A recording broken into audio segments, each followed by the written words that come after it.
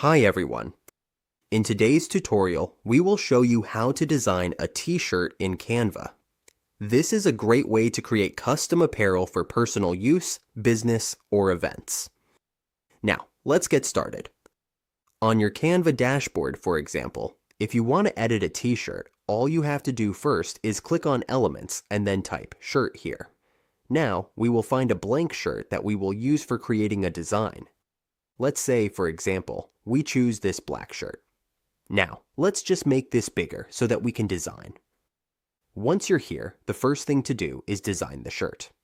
For example, we can add your logo here. You will have a logo here. You can also add text if you want. For example, let's put this here. Let's add some text.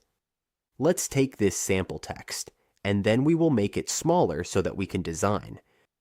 You can add more designs at the back if you want to have a design at the back, or make it a logo. It depends on your preferences for how you want to design your shirt here on Canva. And that's how you design a t-shirt in Canva. With just a few simple steps, we can create unique and stylish designs ready for printing.